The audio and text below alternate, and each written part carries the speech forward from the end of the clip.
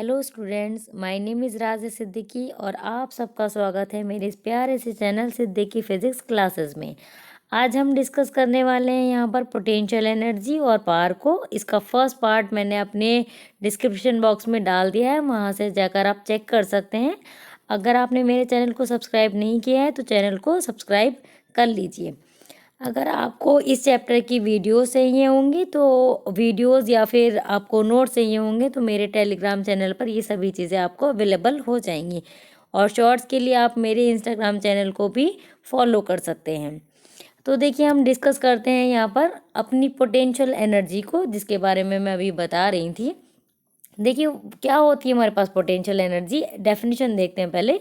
The energy possessed by object which is at height from earth surface, यानी कि earth surface से कुछ height पर अगर कोई ऑब्जेक्ट होता है तो वहाँ उसके पास एक एनर्जी होती है ना। तो वो एनर्जी हमारे पास क्या होगी? Potential energy.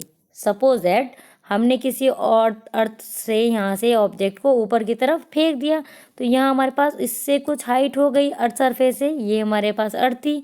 तो यहाँ से हमारे पास जितनी डिस्टेंस है ये इस ऑब्जेक्ट के पास, अब कितनी एनर्जी हो जाएगी हमारे पास? क्या एनर्जी हो जाएगी? वो है हमारे पास यहाँ पोटेंशियल एनर्जी। तो पोटेंशियल एनर्जी होती है हमारे पास जो किसी भी ऑब्जेक्ट से कहाँ पर प्रेजेंट होगी? किसी हाइट पर। कहाँ से? अर्थ सरफेस से किसी हाइट पर होने पर। That energy is known as potential energy. कोई भी ऑब्जेक्ट हो सकता है हमारे पास। अब देखिए, इसके लिए फॉर्मूला ड्राइव करना है, यानी कि एक्सप्रेशन फॉर पोटेंशियल एनर्जी। तो इसके लिए क्या कंसिडर करते हैं? सबसे पहले consider an object of mass small M, यानी कि एक स्मॉल एम मास को हम कंसिडर कर रहे हैं। तो वो हमारे पास कहाँ है? सपोज करते हैं वो अर्थ सरफेस पर हमारे पास प्रेजेंट है। तो हम क्या करेंगे? हम इस अर्थ सरफेस से ऑब्जेक्ट को ऊपर की तरफ उठाकर लेकर जाएंगे।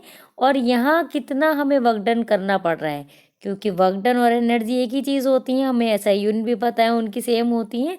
तो यहाँ से अगर हम इसको उठाने में जितना वर्क डन करेंगे हम उसी को एनर्जी कहेंगे, जिसका नाम मैं यहाँ पर पोटेंशियल एनर्जी देने वाली हूँ। ठीक है। तो ये फोर्स कितना पजेस करेगा हमारे पास? अब एक चीज़ हमने पढ़ी थी ग्रेविटेशन में कि ऑब्जेक्ट जो है वो अपने वेट के इक्वल फोर्स पजेस कर सकता है, यानी कि W इज इक्वल टू कितना हो जाएगा हमारे पास? mg। तो यहाँ हमारे पास force possesses by the object कितना हो गया? W is equal to mg। और इसी को हम यहाँ पर कहेंगे कि ये हमारे पास फोर्स है। अब हमारे पास जब कभी फोर्स आ जाता है और साथ में ऑब्जेक्ट डिस्प्लेसमेंट भी कर लेता है तो हम कहेंगे कि वर्क डन हो रहा है हमारे पास। तो वर्क डन हो क्या रहा है? देखिए, तो वर्क डन का फॉर्मूला आता है हमारे पास फोर्स इंटू डिस्प्लेसमेंट। तो फोर्स हमारे पास कहाँ है? ये रहा। कितना है हमारे पास? Force is equal to mg। Displace कितना कर रहे हो इस ऑब्जेक्ट को? ऊपर उठाने में कितना डिस्प्लेस कर दिया? इसको h हाइट पर लेकर जा रहे थे, तो डिस्प्लेसमेंट रखेंगे यहाँ पर हम स्मॉल h। तो हमारे पास जो वर्क डन निकल के आया वो कितना है? mgh। यहाँ पर m जो है वो ऑब्जेक्ट का मास है, g हमारे पास एक्सीलरेशन ड्यू टू ग्रेविटी, और h हमारे पास क्या है? यहाँ पर हाइट है। तो ये फॉर्मूला जो हमारे पास आया है, ये जो हमने वर्क डन निकाला, ये किसके लिए था हमारे पास? इस ऑब्जेक्ट को अर्थ सरफेस से ऊपर उठाने के लिए जो तुमने वर्क डन किया था। और वो वर्क डन किस फॉर्म में हमारे पास स्टोर हो जाएगा इस ऑब्जेक्ट के पास? पोटेंशियल एनर्जी की फॉर्म में। तो हम लास्ट में लिख देते हैं this work done is known as potential energy. So U is equal to कितना हो जाएगा? mgh। मतलब अगर आपसे कभी कोई पूछे कि पोटेंशियल एनर्जी का फॉर्मूला बताएं, तो पोटेंशियल एनर्जी का फॉर्मूला होता है हमारे पास mgh। और पूछे कि ये सिंबल क्या रिप्रेजेंट करते हैं, तो m रिप्रेजेंट करता है हमारे पास ऑब्जेक्ट का मास, और g हमारे पास क्या रिप्रेजेंट करता है? एक्सीलरेशन ड्यू टू ग्रेविटी, क्योंकि ग्रेविटी हमारे पास है यहाँ पर। और h हमारे पास क्या है यहाँ पर? Height from earth surface. h हमारे पास क्या है? Height from earth surface. Clear हुआ ना? m हमारे पास मास ऑफ ऑब्जेक्ट, h हमारे पास क्या होगी? हाइट, और g हमारे पास एक्सीलरेशन ड्यू टू ग्रेविटी। तो ये फॉर्मूला हमारे पास किसका होता है? पोटेंशियल एनर्जी का होता है। मतलब तीन ऐसे फैक्टर हैं हमारे पास जो किस पर डिपेंड करते हैं, यानी कि जिनके लिए पोटेंशियल एनर्जी डिपेंडेंट है। एक हमारे पास है मास, दूसरा हमारे पास ग्रेविटी और तीसरा है हमारे पास हाइट। तो इन तीनों फैक्टर पर हमारे पास पोटेंशियल एनर्जी डिपेंड करती है, वो भी कैसे? डायरेक्टली। मतलब अगर मास इंक्रीज करेंगे तो पोटेंशियल एनर्जी इंक्रीज हो जाएगी, हाइट इंक्रीज करेंगे तो भी पोटेंशियल एनर्जी क्या हो जाएगी? इंक्रीज हो जाएगी। अब देखिए इसका नेक्स्ट पार्ट है हमारे पास पावर। ये पावर हमारे पास क्या होती है? देखिए एक नॉर्मल सी छोटी सी डेफिनेशन है सिर्फ इसकी, the rate of doing work. यानी कि रेट का मतलब होता है अगर किसी क्वांटिटी के अपॉन में टाइम लगा दे तो उसे रेट कह सकते हैं। किसका? हमारे पास वर्क डन का जो रेट है उसे क्या कहते हैं? पावर कहते हैं। इसके ऊपर कल क्वेश्चन भी डिस्कस करेंगे हम अपनी लाइव स्ट्रीमिंग में। तो ये पावर हमारे पास क्या होती है? Power is equal to work done upon time. The rate of doing work is known as power. Power is equal to work done upon time. यहाँ रिप्रेजेंट करें पावर को हम पी से, वर्क डन को डब्लू से और time को represent कर रहे हैं स्मॉल टी से। इसकी एसआई यूनिट अगर देखें हम तो वॉट, ये हमारे पास सॉरी वर्क डन है। वर्क डन की एसआई यूनिट हमने पढ़ चुके हैं हम अपनी प्रीवियस वीडियो में। क्या होती है हमारे पास? जूल। अपॉन टाइम है, टाइम की एसआई यूनिट क्या होती है हमारे पास? सेकेंड। तो इसकी यूनिट अकॉर्डिंग टू मी या फिर अकॉर्डिंग टू द फॉर्मूला क्या हो जाएगी? जूल पर सेकेंड। लेकिन इसको हम एक स्टैंडर्ड वैल्यू में रखते हैं। वो स्टैंडर्ड वैल्यू हमारे पास क्या हो सकती है? यहाँ पर इसकी स्टैंडर्ड वैल्यू होती है हमारे पास वॉट। क्या कहते हैं इसको? वॉट का कैपिटल डब्ल्यू से भी इसको रिप्रेजेंट करते हैं वॉट या फिर जूल पर सेकंड। जूल पर सेकंड हमने फॉर्मूले के अकॉर्डिंग देखी है और वॉट हमारे पास इसकी स्टैंडर्ड यूनिट या फिर एसआई यूनिट होती है।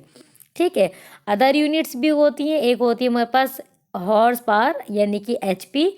उसमें 1 एचपी में हमारे पास 746 वॉट होते हैं। यानी कि ये 1 एचपी में 1 एचपी इज इक्वल टू कितना होता है हमारे पास? 746 वॉट होती है। एक और यूनिट हमारे पास है इसकी, क्या है? किलोवाट। किलोवाट में हमारे पास कितने होते हैं? 1000 वाट। और कहीं कहीं पर 10⁻³ भी लिखा होगा, है ना? तो उससे भी टेंशन वाली कोई बात नहीं है। 1 के आगे 3 ही जीरो लग रहे हैं, वही मतलब है। तो 1 किलोवाट में 1000 वाट और 1 एचपी में हमारे पास कितने होते हैं? 746 वॉट होते हैं। एक और मोस्ट इम्पॉर्टेंट टॉपिक है तुम्हारा कॉमर्शियल यूनिट ऑफ एनर्जी।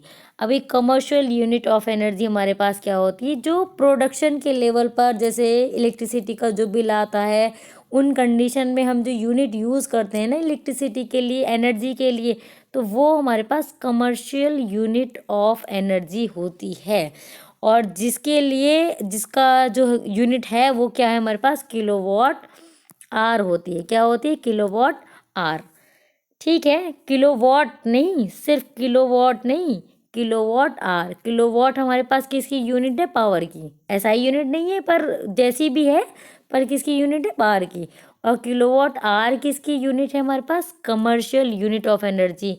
90% बच्चे कन्फ्यूज़न में कभी कभी किलोवाट आर को किलोवाट और किलोवाट को किलोवाट आर कर आते हैं, यानी कि कन्फ्यूज़न कर देते हैं। तो kilowatt hour is a unit of energy और kilowatt is a unit of power.